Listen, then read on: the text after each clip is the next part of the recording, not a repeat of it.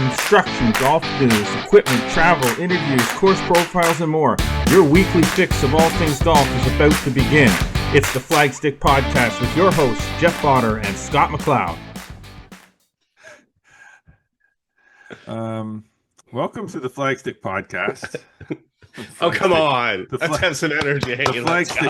Welcome to the Flagstick Comedy Show. I am your comedian, Jeff Potter, and he's the other comedian, Scott McLeod. We are sponsored this week again by our great friends at Srixon Golf. At Srixon, performance is more than just a number. It's a feeling, and one that starts at the forge. Introducing ZXI with iForge, groundbreaking achievement in shaping, pressing, and heating that's taken Srixon feel to an entirely new level. ZXI irons from Srixon, how Forge should feel. Visit Srixon.ca for more and the full lineup of Srixon products. Check us out across all our social media, Instagram, X, TikTok, and Facebook. And please subscribe to this podcast on Spotify, Audible, Amazon Music, and Apple Podcasts. So we really do encourage you to subscribe to our YouTube channel. Can't express enough how important that is. Like us and click the notification bell. Make sure that you never miss a single episode of this podcast or a single episode of anything that gets posted up there. There's new content coming all the time. There is. You must subscribe. Oh, Scotty Mac. What is going on, Jeffrey? I said to you before, we need deep rain. Subject. We need some rain. The deep subject is rain. We need lots of rain badly. And not to green up your grass, okay? No. Get over your vanity, people. Your grass will rebound. Grass goes dormant. It's going to be just fine. Get a few days of rain. Your grass will be nice and lush. But think about the people that live on wells. Yes. And lots of people in my area are already having trucks come in to refill their wells. It's a big hassle when you run out of water in a well, trust me. We're okay here right now where I live, but there are lots of people in my area that are not okay. So for those people that think that watering your lawn in the middle of a level 2 drought is a good plan, no, I strongly advise, unless you've got retention ponds like a golf course. Like you see golf courses are green. Some are green, some are not. But those that are green, they're not using well water to water their grass. For the most part, they either have access to a water source that they can draw from. They have retention ponds for this exact reason, to keep their golf courses green when there isn't rain. I don't have a retention pond on my property. Yeah. Oh my God. We are getting a little bit better around our region. I mean, you haven't had much there, but there has been in various spots. So I'm hearing there is some relief at some golf courses. So I think somebody spit on my deck last night. It was wet. It was wet. I think somebody must have spit on it. It was on my deck. I don't know. Oh, okay. All right. Whatever. I don't know. Dude. Oh my God. Okay, let's get to this before it gets completely off the rails here. This is the Flagstick Podcast. All right. Yeah, it's the Flagstick. We're going to talk about some obvious things that have happened. Brooke Henderson returning to the winner's circle. Tommy Fleetwood getting it done finally. And we're going to talk a little bit about the Ryder Cup. Because we know that's coming up very, very soon. Yes. And there's a lot of stuff swirling around about the Ryder Cup. As there is any big event, there's always some crazy crap swirling around. And some craziness swirling around about the Ryder Cup. And the deadlines are coming to make the team. So yes, we'll talk big about decisions that. are about to be made. Yep. We will talk about that. So let's get to it. Let's get to the front nine presented by Metcalf Golf Club, a natural setting, a pleasant challenge. We're so deep into the season now. Book and pay for your golf online. Save 10%. Very important. Popular game passes are always available at Metcalf, 10, 20s, and 30s. Plus, check out their event series, which is winding down for the year, but there's still a couple of events left that you can get into. Lessons are available with their head pro, Nick Search, and as always, enjoy the great food of Hickories. Visit metcalfgolf.com. You got it. Okay. Where to begin? I don't know. I'm getting more intersectional results coming in as we speak right now. We were just almost talking about over, eh? Like this is what are we at now? We got one more to go. One more here, and then down in the Kingston. Quinty Kingston area is still happening right now, so there's a little bit to play out down there. But yeah, obviously the Quinty Kingston ones are a little bit smaller than what you see in the Ottawa Valley. So yeah, they're coming in, and yeah. So, anyways, well, we'll get to that here. So. It's an interesting time of year right now because we are winding down things like the intersectionals, but I'm seeing club championships wrapping up all over the place too. Yep. The OVGA is sort of starting to wrap up its season a bit. I know the OVGA's junior OVGA Cup is I think it's over now. No, I can't remember. Oh, that's just brutal. Cup is coming. I think Cup is coming, right? The match play is over, and obviously the intersectionals are over. So there's lots of stuff kind of wrapping up. Yeah, the national schedules, Golf Canada, their last bunch of events are being played. Golf Ontario, the same thing. Canada Games just wrapped up, but I mean, this just seems to be no end. Everything sort of seemed to be on top of each other this year, more than I've ever seen. We obviously wrapped up the Play Junior Golf Tour last week, but we did have a Ryder Cup event. They had the Play Junior Golf Tour against the Durham Golf Tour. So yeah, and we obviously have the for the PGA of Ottawa Zone, we have the Ping Challenge Cup coming up at the end of September, and we also have a fall championship that's being played in a couple of weeks as well. So yeah, big W for the PGA Play Junior Golf Tour in that event. It was too, eh? Yeah, the big W, the Junior Ryder Cup style event there against the Durham Junior Tour and the Play Junior Golf Tour is victorious. Yes, large by a large amount. So it was nice to see. Had some good chats too with the team from the Durham Golf Tour, and they're appreciative of some of the coverage that we've done for them over the years. But yeah, it was nice to see, and nice to hang out with the kids a little bit for 2 days and watch them play and get to know some of them a little bit better as well. So very cool. All right, so we were talking about the OVGA men's intersectionals, and as sort of a wrap up right now, results are still kind of pouring in for that, which are obviously up on flagstick.com. But congratulations to the team from the Ottawa Hunt on the big W at the win at Canada, beating the home club, which kind of goes against the grain of everything that's been intersectionals this year. How's the home club not winning? But the Hunt did win by 4. And obviously we got the results and photos up on flagstick.com, so that's pretty cool. But no home club victory in the A division of the senior intersectionals. So we'll see what happens with the next one up, which is the senior ladies intersectionals. Correct? Yeah. Yes.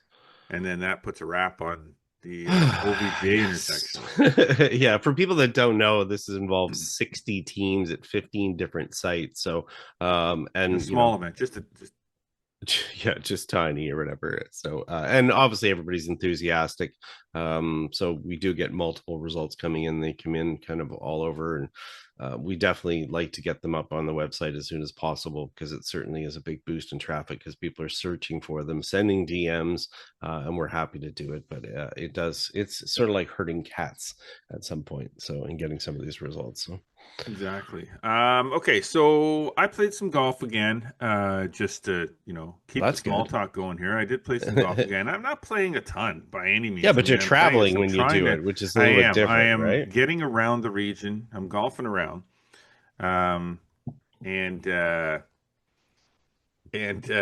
enjoying it. It's become a little bit of an event. My son Brandon and I are playing pretty much every Friday now. We play somewhere different. Try to get to different areas of the region. Started kind of doing this, maybe a couple months ago, where we went up to Homestead at Wolf Ridge and played, and then we went up to Nation and played, and then we were at Glengarry last week and played, and this past week we played at Whitetail. So that's in Eganville, Ontario, up on Highway 60. If people are not aware, if you're familiar with Ontario, that would be between Ottawa and Algonquin Park. Exactly, and near Renfrew, if you want a slightly more familiar town to go off of, and beautiful countryside up there. It was funny because we commented as we're driving up. Now, obviously, I've played pretty much every golf course in this region, but when we're driving up, if you're not unfamiliar with the number of golf courses and stuff up in Renfrew County in that area, as you're driving up and you're just looking around, you kind of have that sort of sense based on what you're seeing as you're driving up that there's going to be some pretty cool golf courses up that way. Like Yeah, you well, don't already know just because the terrain is so good. it's spectacular, and then you kind of get up there and you're like, we played Whitetail and I thank Derek McDonald and his family for having us up there and playing. I got a chance to chat with Derek before we went out to play and bumped into old friend Luke Saunders, who's up there too. It was old home week. It was funny. It just, it's a really great piece of property that they built the golf course on. Yeah. There's a lot of a really good mix of holes up on that golf course, and it was in really good condition considering all of the lack of water stuff we talked about earlier. They've managed to keep it pretty green where it matters most. Obviously some rough is a little brown, but I mean, who cares? As most places. Yeah. I'm never in the rough.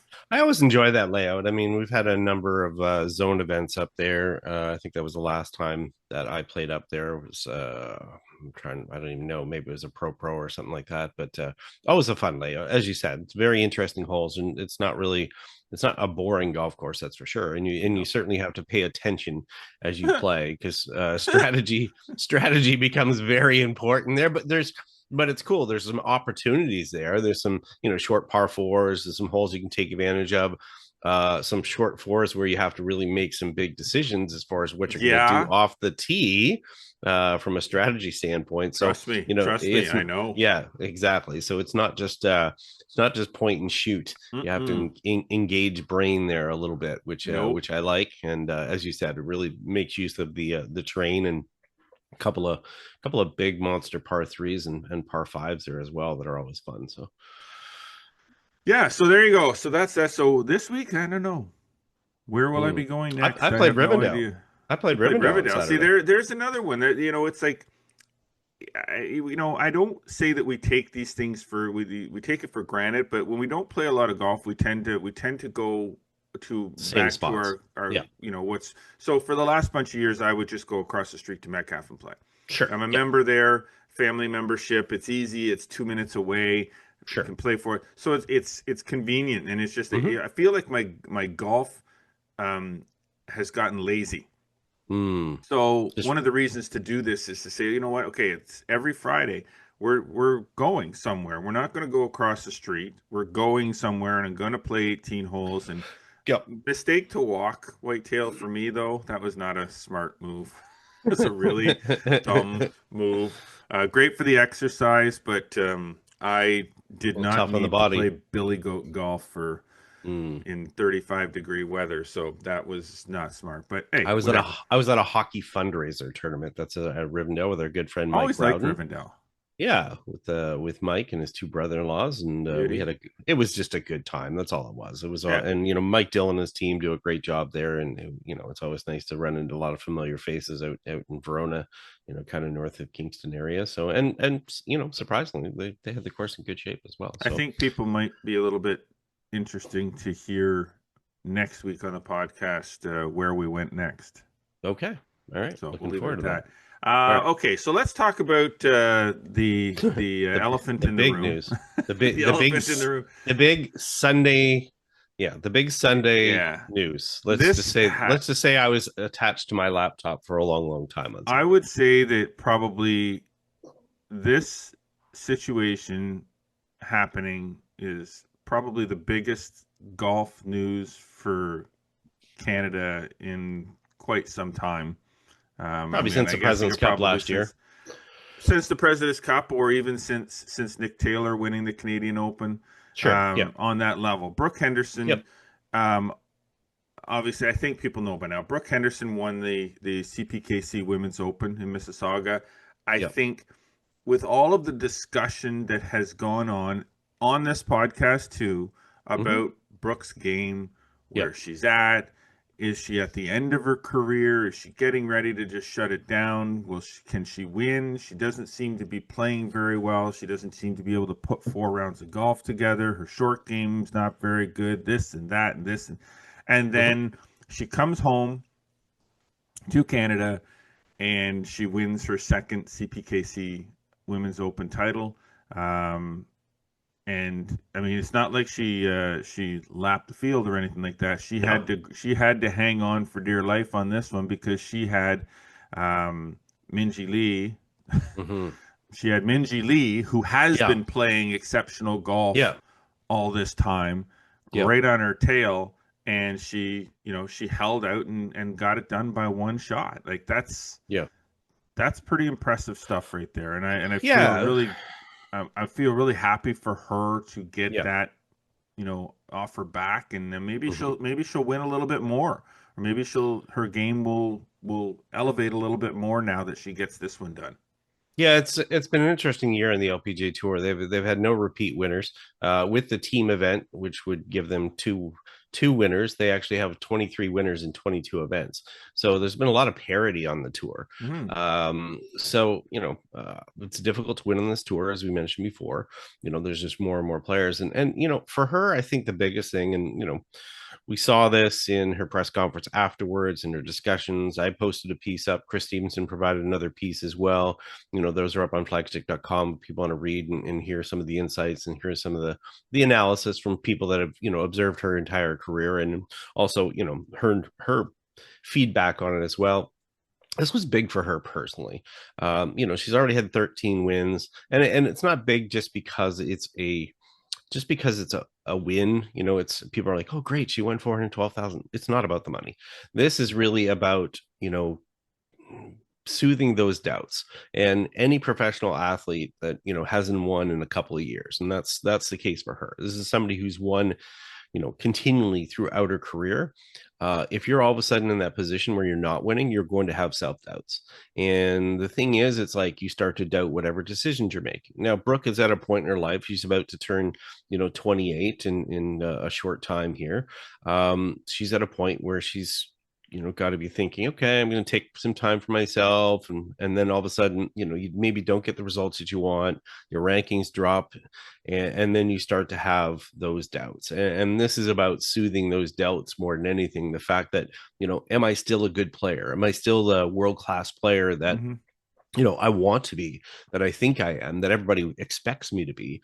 And you could see that even, in her talking afterwards, she was very emotional. She was surprised.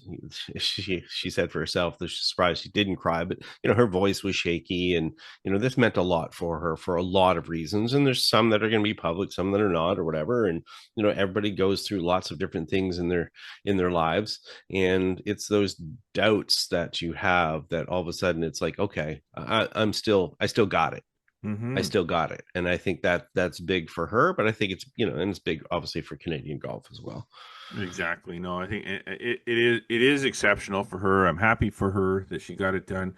And what else comes out of that weekend is a really a bright spot in Canadian women's golf, where we see 15-year-old Canadian amateur Aphrodite Ding from Calgary. Now we knew, based on results that she's had in she won the U.S. Junior Girls just about a month ago. To be we expected that this kind of result out of her at some point, that she's going to end up on the LPGA Tour at some point or another, and possibly this just kind of solidified that she has the game to compete against the best golfers in the world.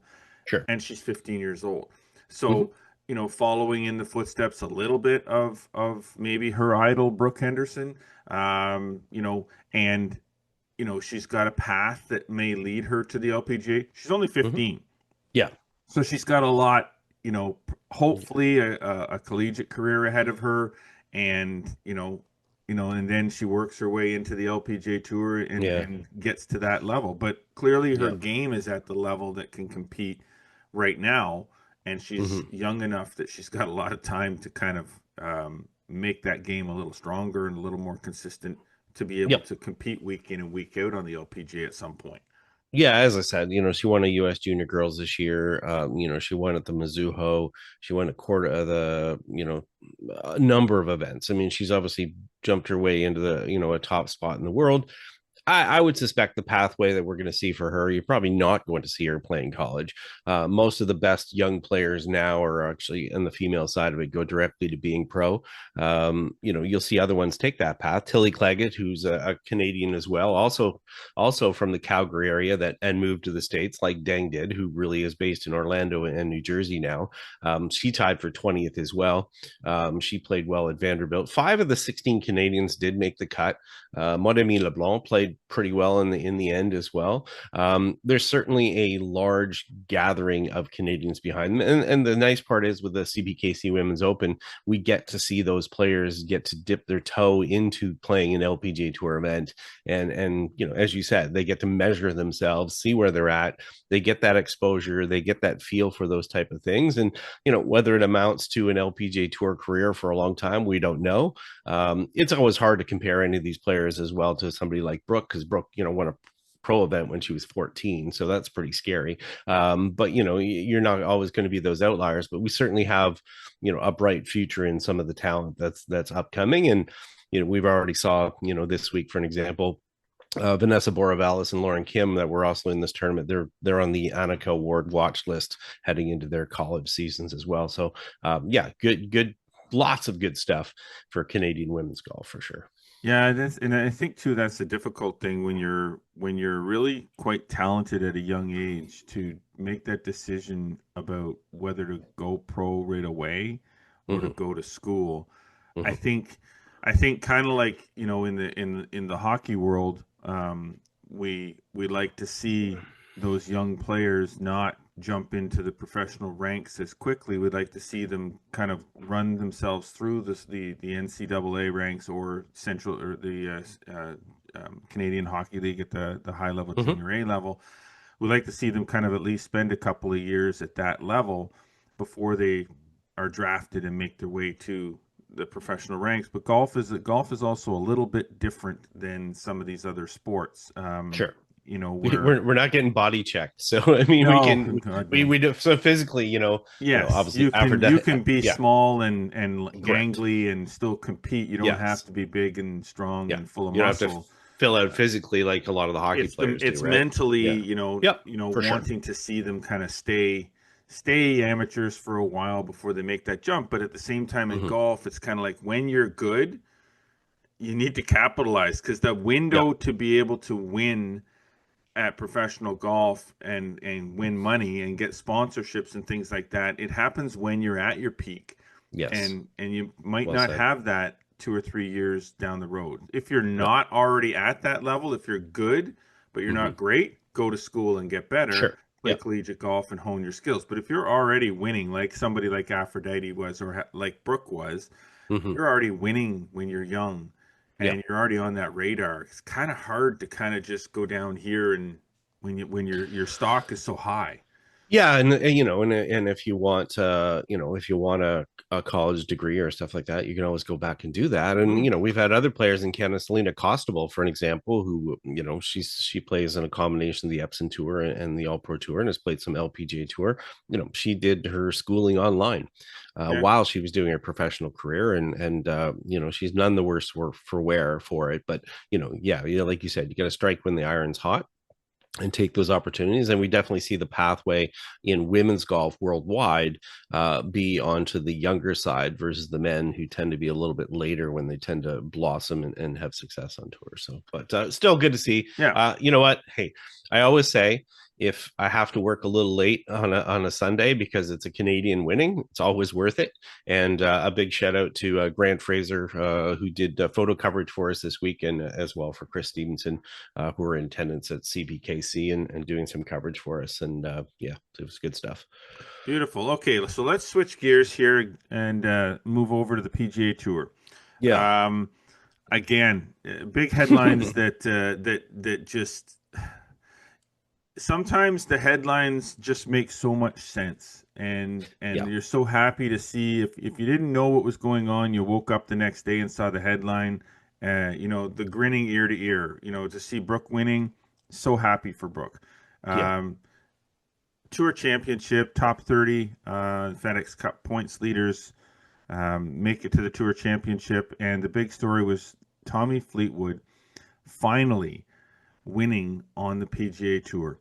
And goodness gracious me, but why don't you just pick the biggest possible event? And he said early in the week, he said, wouldn't it be funny if my first win, he was in on the joke. If his first win for PGA Tour, comes at the Tour Championship and you win the FedEx, after, it's 163 events, and this is 164th. The hard part on Sunday it was the flip, because the two were happening at the same time. So it was like you're on one channel, you're in the other, and I had texts from people they were doing the same thing, just like trying to catch it. But yeah, you're right. This is a feel good thing, especially after so many close calls this year, and especially of recent where we've been talking about it nonstop, and he's been breaking hearts because everybody thought he had it done. And I said it to you.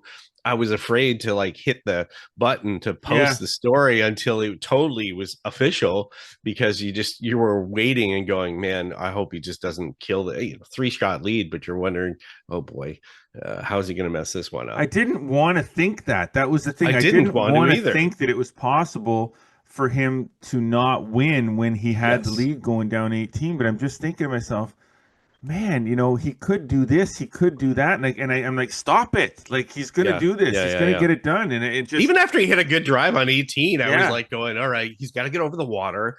Okay, he misses the green, he pitches up there, Cantley's over the back. Okay, what if Cantley holds this out, and then Tommy 4 putts? Every freaking scenario possible.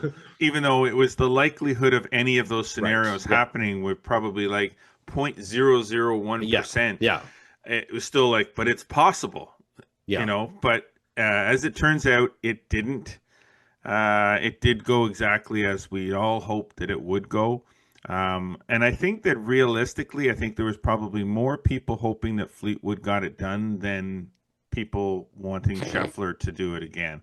And I don't know. Now, I know nobody wanted Cantley to win. No, he just finished his round, did he not?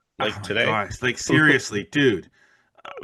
How are you? Here's the thing I don't understand. How are you not getting penalized?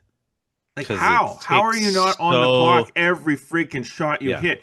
It takes him a minute to hit a shot, and there's a 50-second limit. Isn't it 50 seconds for the first person and 45 for every person after that? He's over 50 seconds on every shot. Tell me how he's not. Has anybody on the PGA Tour ever been penalized for slow play? Yeah, but not a tour member. It's it's like somebody. Well, that's my point. So they have a rule. They have a rule that they don't enforce. Yeah, it's a graduating system, which really. And now I will graduated. say he was already behind after the first hole. I will say they have new rules that they will be implementing that involves strokes and stuff, and they're doing it on the PGA Tour Latino America this year. So stuff is coming, but God, it's it was painful to watch. It was so painful, and I felt for Tommy Fleetwood, because Fleetwood's not. Exactly. Oh my gosh, dude, you're snoozing everybody to death here. Yeah, we're going to run it at TV coverage. Yeah, exactly.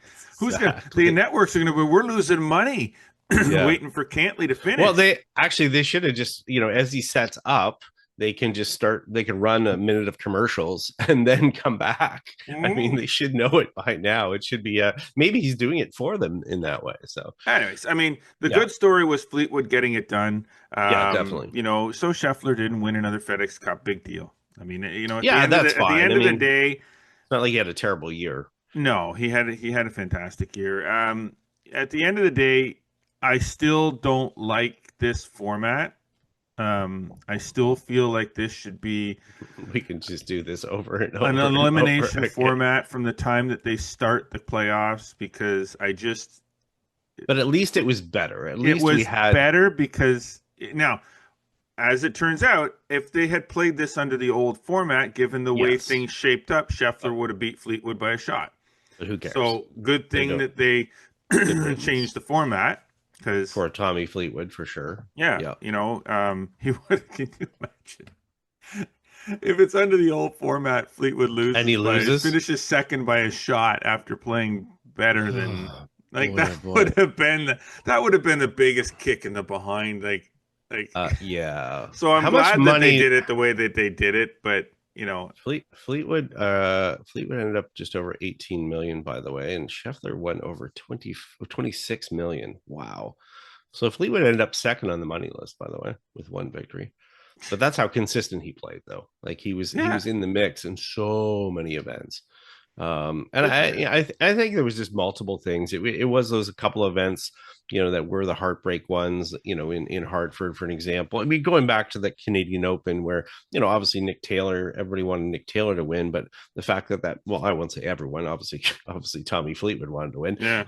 But people started, especially in Canada, started to become more and more familiar with the story. And then, we see what happens at the Travelers, we see what happens at the St. Jude, and you're right. It's the storybook ending for both of these events, and I think kind of that's what kind of But look everybody at the player. likes. Yeah, Like he hits a ball in round 3. I think he hits a ball in the water on on 15. 15. Yeah, And then as he's walking up to the drop area, he's high-fiving or yeah, fans. Like yeah, because he gets it. yeah, he totally gets it. Like and Yeah, that makes you a favorite. Like that makes you a fan favorite. People are going to gravitate to your of course. story. They're going to gravitate to you as a person. Like Yeah, guy's real. Like he understands that we're here, they're here for us as much as we're here for them. They're here for us. yeah. Not pouting and sulking and No, whatever. I get it, but still, I mean, you have to and understand it's yeah, professional sport. Like so, yeah, and I think he realizes, he's had a very successful career in Europe, internationally. Ryder Cup, lots of different things. So it's just like, okay, you know what? he doesn't I get suck the at win. golf. No, I want to get the win. It's the win doesn't validate him.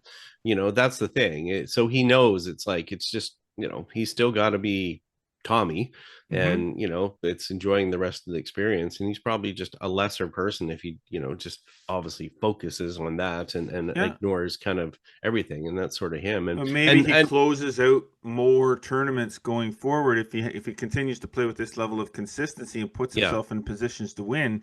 He sure. doesn't have that Well, there's persona no of doubt, right? yeah. Now he knows he can win and he's done it and Yeah. he's proven it. And now maybe he does it more. Who Yeah. knows? It would be nice to see because, golf is better when Tommy Fleetwood is in the mix. I think everybody can agree with that. Hmm.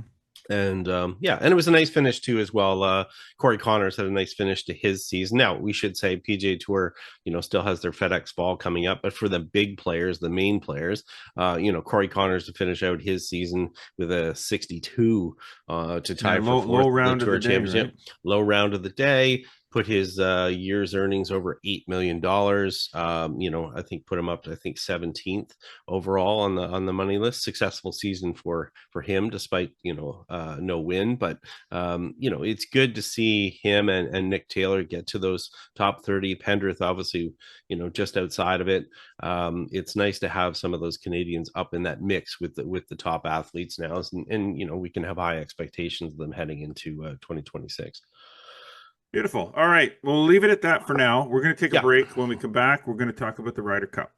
Yes, sir. Hot topic to discuss, and we're going to dive right into the fire. So stay with us. We'll be right back. You're listening to and watching the Flagstick podcast with Jeff Botter and Scott McLeod. How do you forge pure? With more pressure, more precision, more focus, more control. ZXI Irons. Pure forged. Pure Srixon. All right. Welcome back to the Flagstick podcast. I'm Jeff Botter. He's Scott McLeod.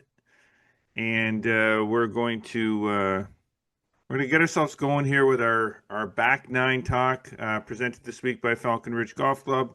27 holes of challenging golf at great rates. Falcon Ridge Golf Club is a golfing experience you should not miss. Don't forget that Falcon Ridge has built the first TrackMan range facility in Eastern Ontario. TrackMan range is all about exciting, easy-to-use features that provide the ultimate range experience for every golfer at every level. That's practice, games, and virtual golf. To book times or to book one of the 10 TrackMan bays, visit falconridgegolf.ca. All right, so as promised, as we start talking in the back nine here, we are going to talk Ryder Cup.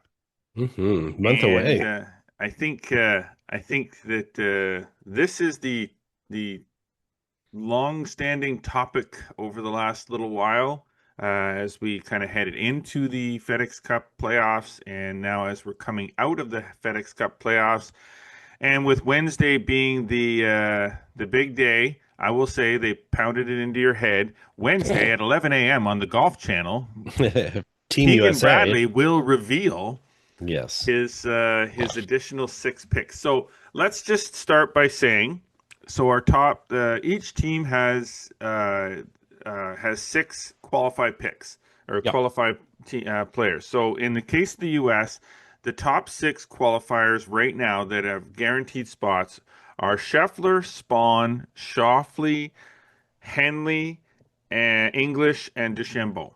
Correct. So DeChambeau obviously being the kind of what? Okay, well, DeChambeau played extremely well in the 4 events on the PGA Tour that he played in, so much so that he earned more points than anybody else on the PGA. Like, that in itself is crazy when you think about it.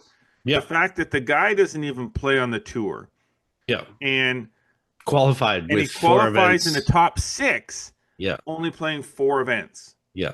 Like, Of the each of the 2 years. I So think because something's obviously it's going a 2 on years. with him and Liv, by the way. That's another topic for another day. But something's there is weird something. with him and I Liv. think- I think he wants out.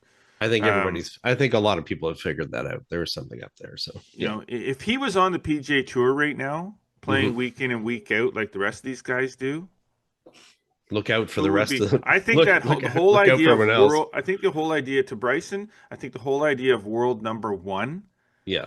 is something that I He think wants. that matters more to him than it probably does to a lot of players that are playing on Live right now. Koepka, I'd agree with that. Johnson, Nicholson. I'd agree with that. So that's a topic for another. Anyways, another so you day. want to we're going to chat US side first, obviously.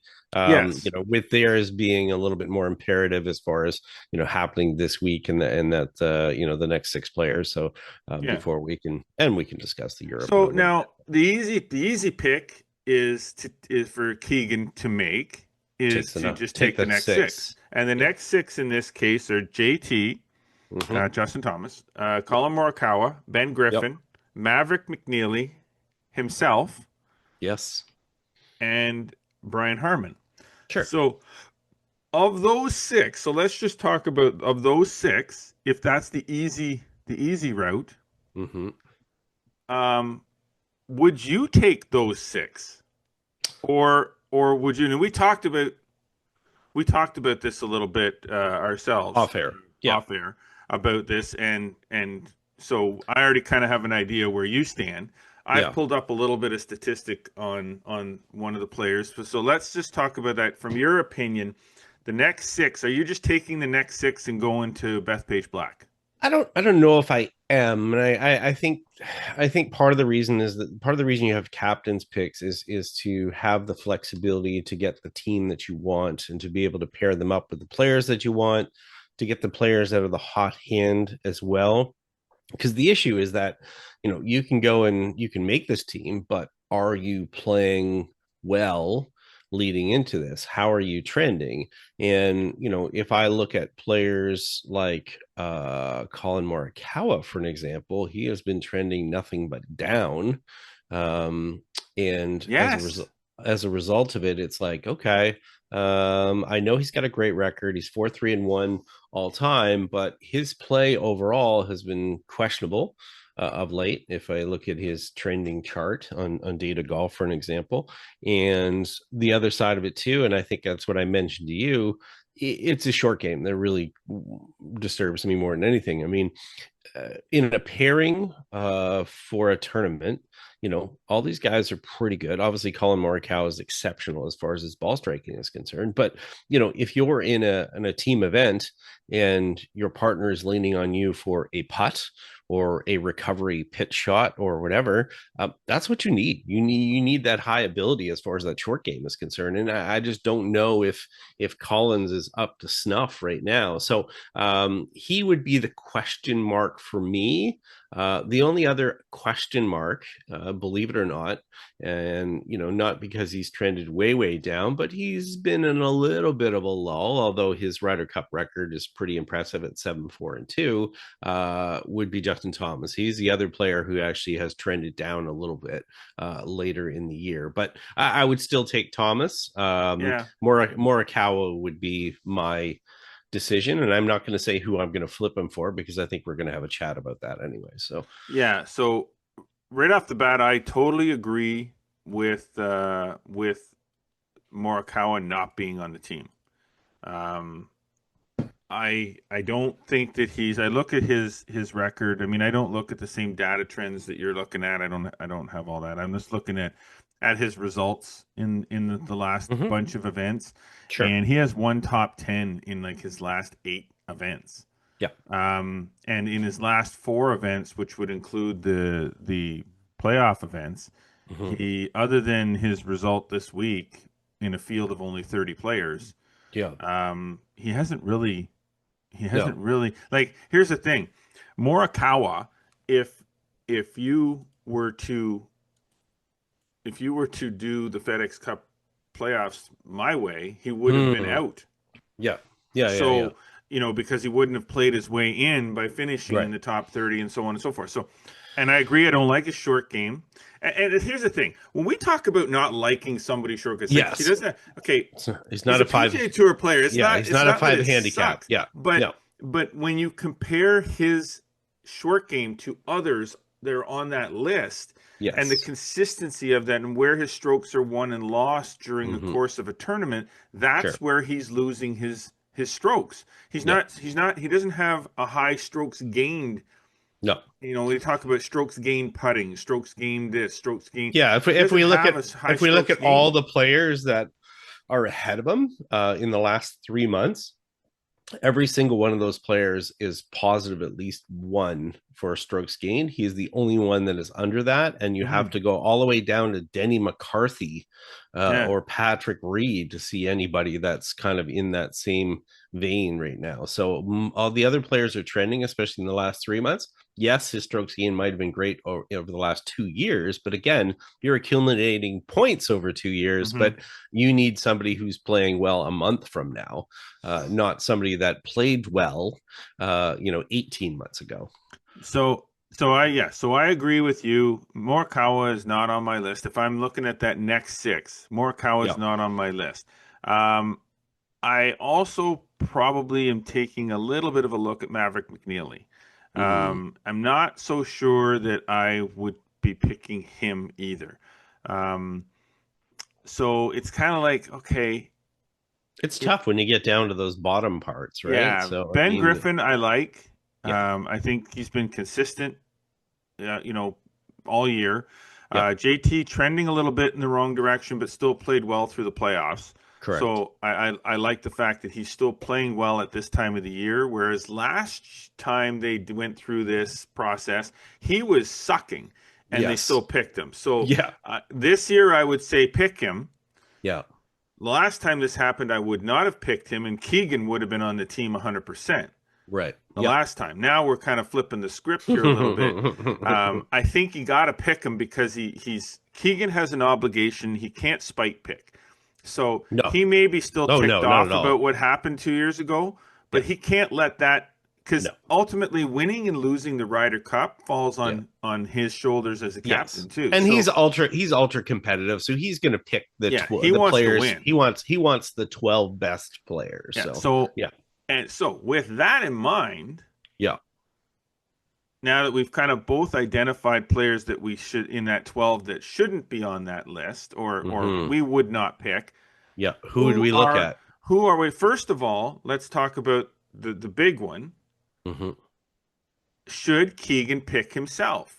Well, if he does, how does he handle that? Or do you want to look at the picks first? Yeah, let's go with some other ones first, because I think the topic of Keegan is going to be a little bit deeper. So I would have to look at some other bodies that I would have to give some heavy considerations for. And when we talk hot hands, and I think you agree with me on this one, I think especially with his explosiveness, which again is an advantage for playing, despite the fact he doesn't have experience. And he's 20th in the points.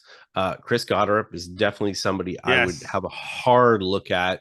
Again, because of his skills, how he's been trending in the last little while. Personality wise, there's a lot of different things in there, and sometimes it's nice to have a new face that's in there, and a part that you can interchange with a lot of other players. So I can think of situations where it's like, okay, Ben Griffin is not the most explosive player, he's a very consistent player. If you need somebody that has a little bit of firepower that you can match up with him, Chris Goddard is a perfect pick. That would be like taking Taylor Pendrith and Corey Connors on a Canadian side of your competition. You want that extra bit of juice kind of off the tee. Goddard is definitely that. He's obviously got lots of confidence right now, which is super, super important. You don't want a player going into this doubting themselves. No. And as much as a rookie is going to be nervous and so forth, I think he's pretty confident in his ability and how he has played. I guess people can, question it because, again, he has come up in a very short period of time. So should he be rewarded for that? But guess what? He's a hot hand. He's got skills that you can match up with a lot of players. And I think that makes him a useful tool for somebody like Keegan Bradley to make use of. So all those points, I'm 100% agreement with Goddard. I would be picking Goddard. Okay. I know he's down the list, but I would be picking Goddard for sure. And I'm kind of on the fence between these two, but I would be looking at either Cameron Young or Sam Burns as my other picks. Yeah. Patrick Cantlay, I'm sorry. I know, good player. I just can't deal with that. I'm sorry. I know he's got experience and everything, but Patrick Cantlay is not on my team. He's 5-2-1, and obviously he's at 15. He's it's like, okay, he played well in the Tour Championship, so that one's going to be a tough one for sure. I think the decisions, as you said, Cam Young, finally gets a win. Again, a guy who's been hot, trending, hits at a mile.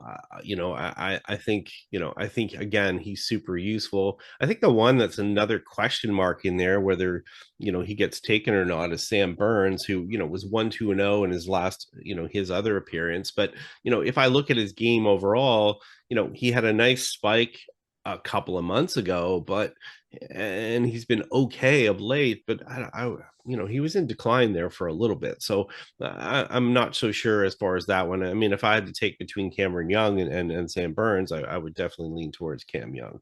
I agree. I mean, I'm definitely Cameron Young wins the Wyndham, and then he's top 10 in the next three events. Yeah. So whereas you look at right below him, Patrick Cantlay, yes, experience, but Cam Young or Patrick Cantlay missed the cut at the Open Championship, was T9 at FedEx St. Jude, and then was T30 at BMW. And potentially, and then he finishes second at the Tour Championship, but he didn't exactly have a strong finishing round when it mattered the most, right? Yeah. So I'm not taking Cantlay.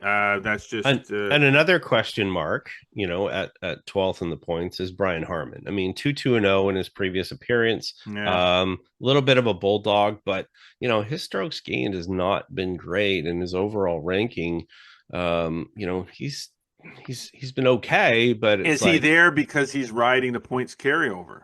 Well, that's part of it, right? That's what I'm trying to. When I look at this list, I am trying to look at in that next six that you're picking. I'm trying to look at their performance this year. Yes. So now you get in.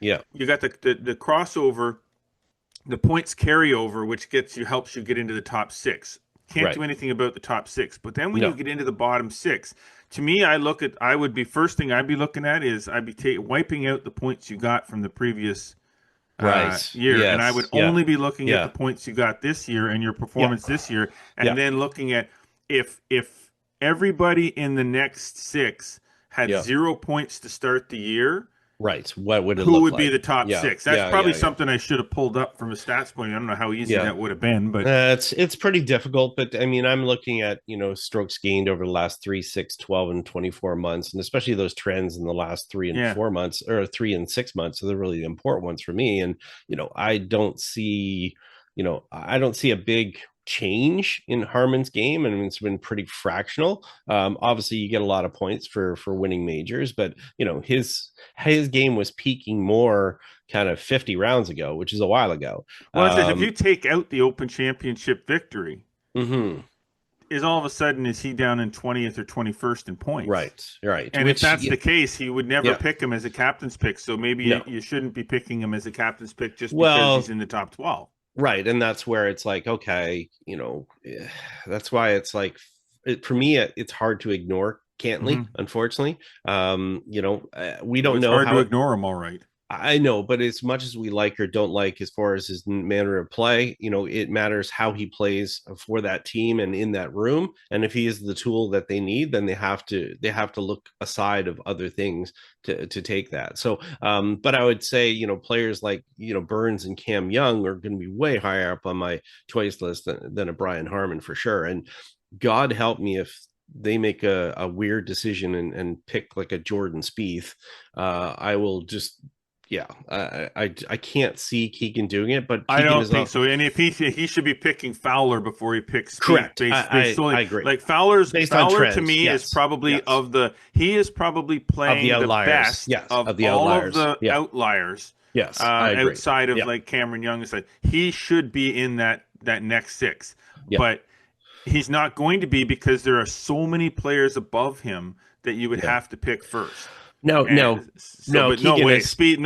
should Spieth be on this team. And Keegan has said there's going to be some surprises. I just say the Spieth thing because I think of how Justin Thomas got the pick last time and it sort of came out of left field or whatever. So Keegan has said there might be some surprises. I don't know how big of those surprises are going to be. I think he might have said it just for the sake of saying it, but I agree. I mean, when you look at Fowler and not a great Ryder Cup record at 3-9-5, but when you're playing Ryder Cups that are not in the USA, it's a tough go. He's got 5 of them that are in there, brimming with confidence, trending very well, especially in the last 3 months, like significantly.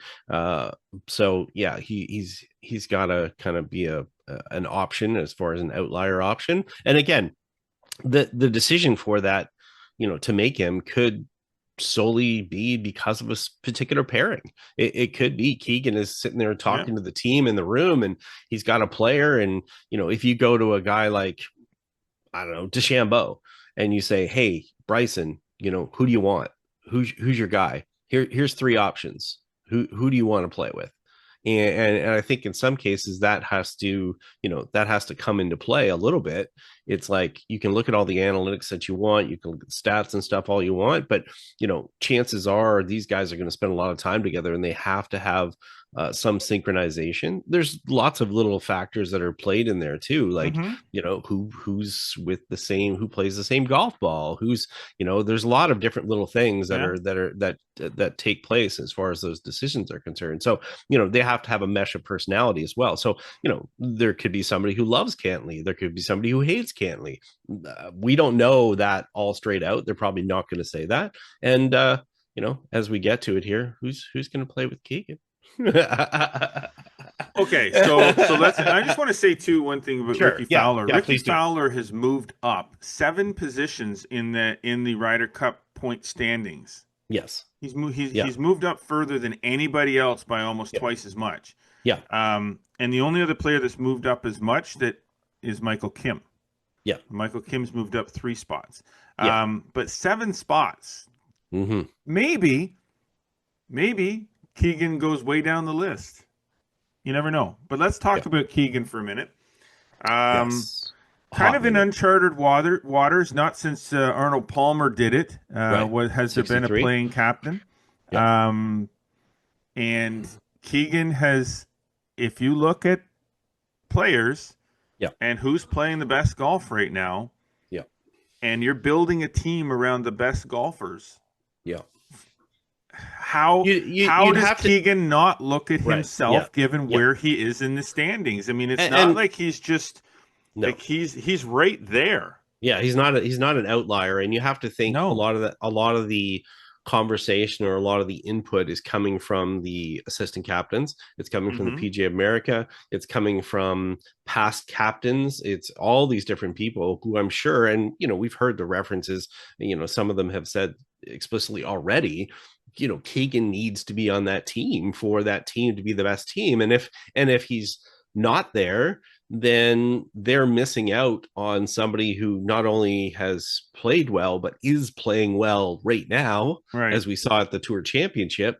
And now decisions need to be made as far as like, how do we, if we go with him and he is a captain, how do we best utilize him so that he is not distracted and could focus and play his best, which I think leads us to where we're probably both going to agree and talk about that, something has to happen here as far as him and playing versus, maybe not having to make as many decisions as a captain would make. So I feel at this point, Keegan has captained.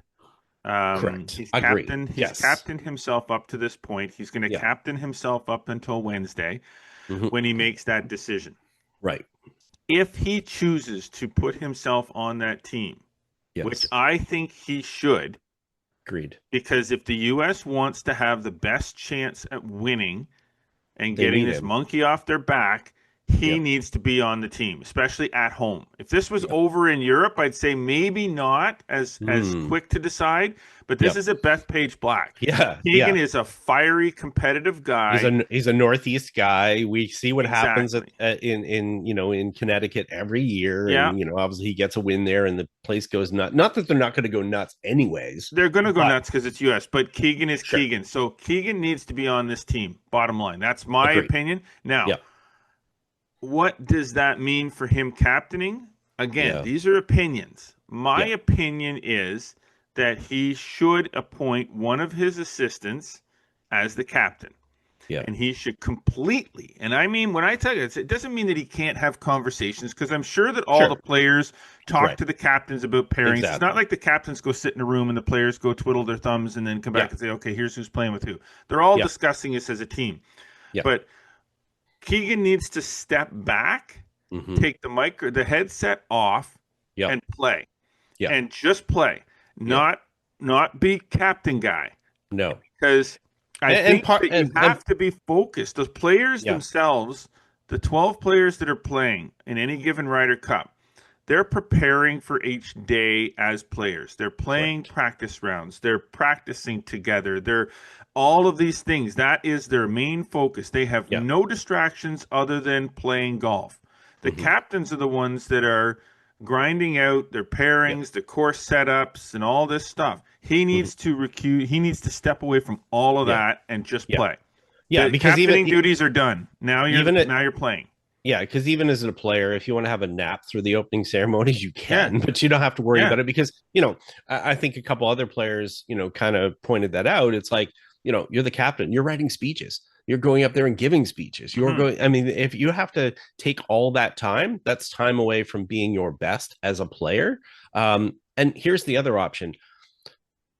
As you say, step aside, let someone else come in, be it Jim Furyk or Webb Simpson or whoever's involved there. And obviously Furyk's done it before. Keegan can captain in 2 more years. You know what I mean? Yeah. Like it's not, I mean, Luke Donald's on his second go. Correct. Exactly. So why not just say, okay, look, I've done the job up to this point. Yeah. Because I think it's myself, and I'm appointing Jim Furyk as the captain. He will take over the captain duties from this point forward. Jim Furyk is the captain of the Ryder Cup team, and I am a participant. And that's it. Be done with it. I don't know that Keegan can do that, and that's an issue with me with Keegan. Is Keegan has an ego, and it's not. When I say he has an ego, I don't mean that he's stuck on himself. No. But I think Keegan needs to be the I think he feels like he needs to be the captain. Yeah, but I don't also know that he can just step away and let someone else do the job now. But I also think that he really didn't have an expectation that he was going to be the captain this time around. So it might be different as far as how he feels about it if he'd got to the point in his career it's like, okay, it's about time that I'm the captain or whatever. We also have to consider as well when a lot of people are talking about, the first playing captain since Arnold Palmer in 63. In 63, as much as it meant, it was a hit and giggle compared to this. You know what I mean? It's not the ceremonies, it's not all the dignitaries, it's not all the other things that have to happen, the extra interviews, the extra media obligations, the extra things that were that way. So, and I'm not saying it has to be Furyk. Furyk obviously has the most experience, but it can be one of the other captains. But I agree if he is going to do the best, because I don't think anybody is going to question if they do lose.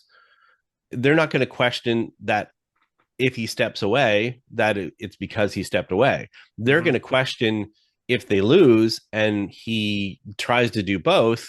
That's where the questioning is going to come. Yeah. They're going to be going, oh, well, maybe shouldn't have done that. Maybe not the best choice. And as we said, he's got time. He's got time to be captain again. He didn't expect to be captain. He was a weird choice, odd choice as it was to be captain. I still think that I still believe that that they picked him as the captain because they messed up. Yeah, I think they screwed up. He should have been on the team. And they were saying, we'll make you the captain next year, so you'll be back there. But I thought that was played his way in.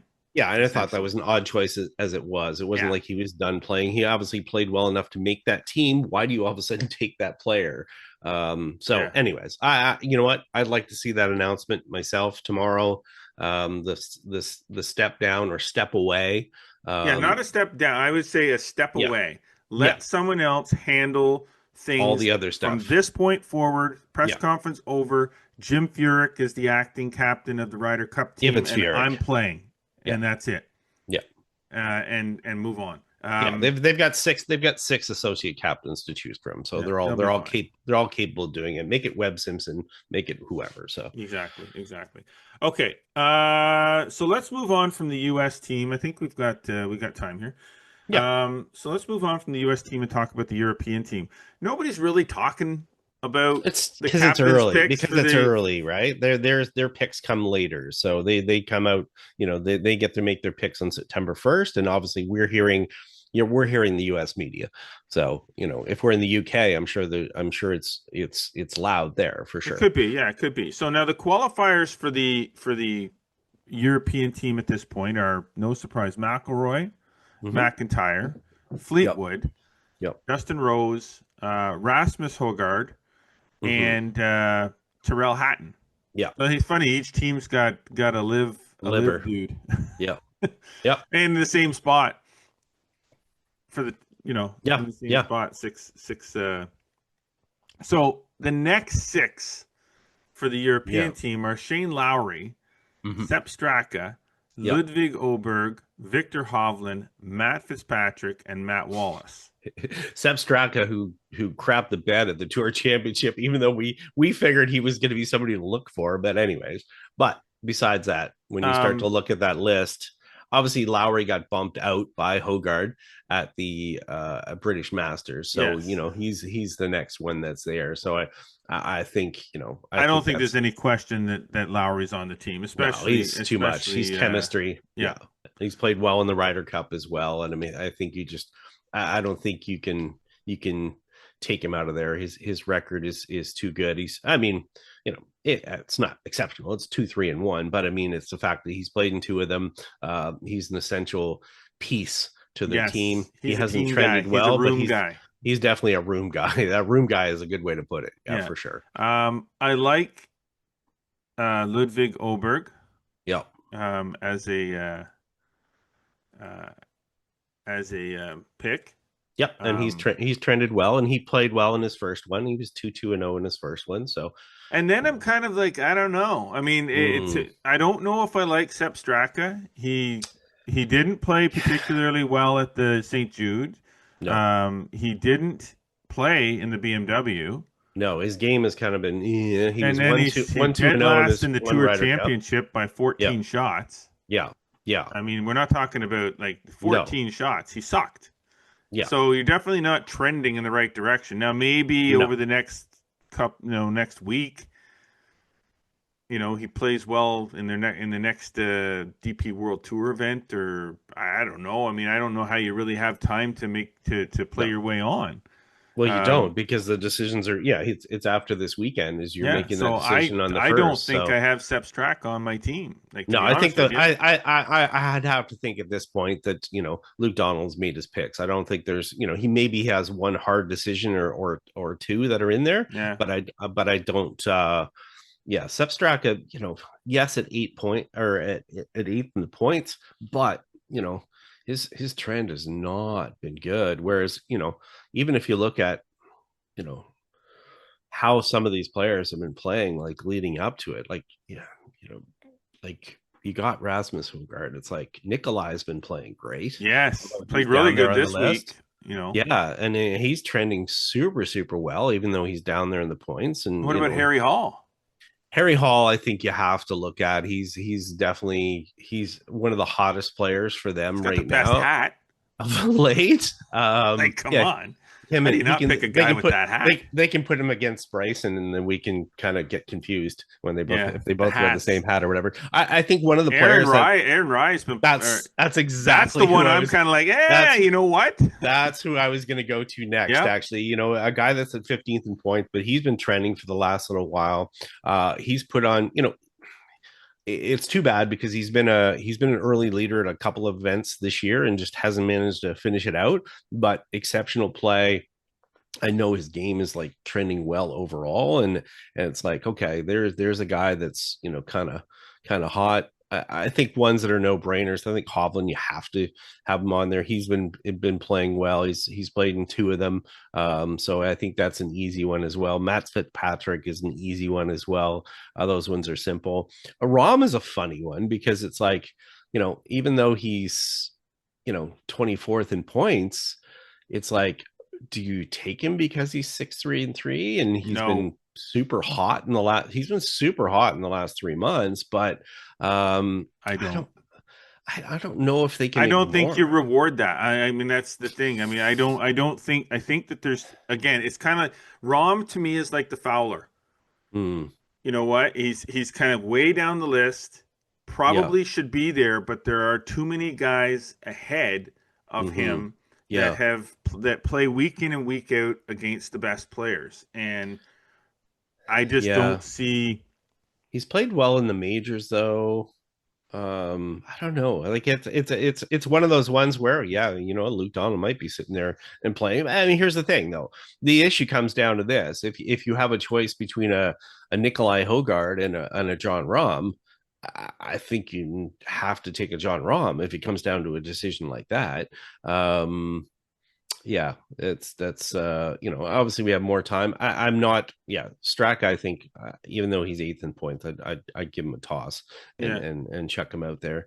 But if I'm taking Straka out, then I'm either putting Harry Hall, Aaron Rye, or Nikolai Hogard in place. And I'm taking Harry Hall before Rye, just again how he's been trending of late from a strokes gained perspective and all aspects of his game, and that has been consistent for the last 12 months, but it's been he's just been rising in his game of late. So again, you want players with a lot of confidence, and who knows, and again, it might come down to pairings as well. So who can you fit in there? And you could have a lot of these players saying, hey, you know what, Rahm's been too good in past Ryder Cups, and he's been strong for us, and he's been a stalwart, and his game is still strong. Obviously he won their whatever, he didn't win their tournament, but he won the individual championship or whatever.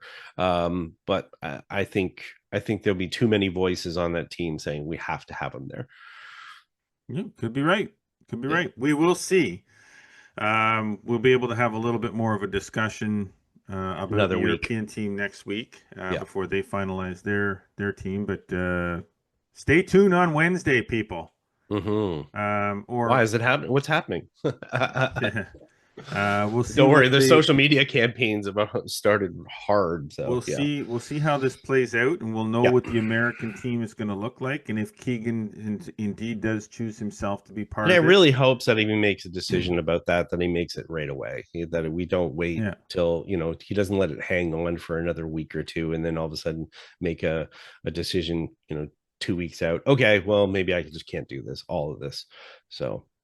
And that will hinge, of course, on the pick tomorrow. So yeah, he might not decide what his role is going to be until he might just pick himself on the team and say, "We'll discuss this in the room as to how I'm going to handle the captaincy in the weeks to come." He might not make a decision tomorrow.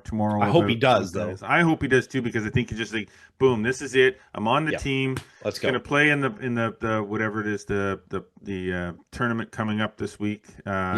California. Which we didn't really get into that part of it, but with Bryson being part of that team and not participating in that event,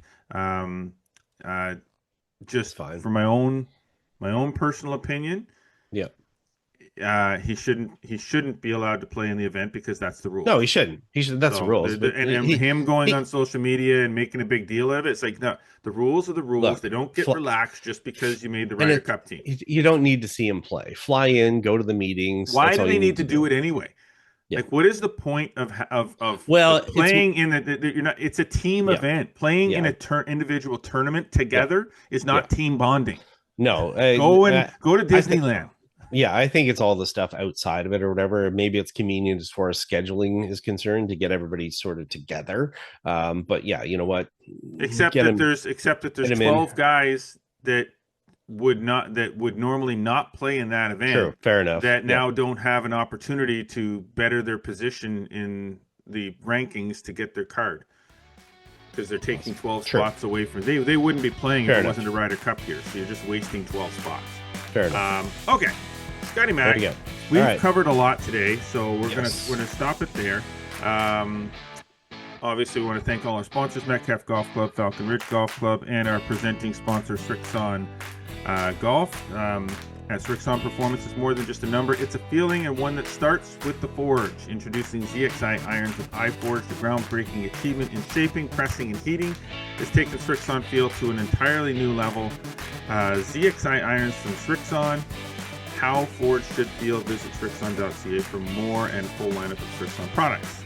Well, we do hope that you're enjoying hearing and watching everything. Be sure to follow us across all our social media networks: Instagram, X, TikTok, and Facebook. Subscribe on Spotify, Audible, Amazon Music, and Apple Podcasts. Don't forget, YouTube channel. Subscribe, like us, click the notification bell. Make sure you never miss a single episode. Get over to flagstick.com for more amazing golf content delivered every single day, and be sure to subscribe to the Flagstick Digest newsletter. Lots of great free information delivered directly to your inbox 3 times a week for free. You got it. As always, we appreciate you tuning in, but until next week, I am Jeff Potter. And I'm Scott McLeod. Remember, always go for the stick.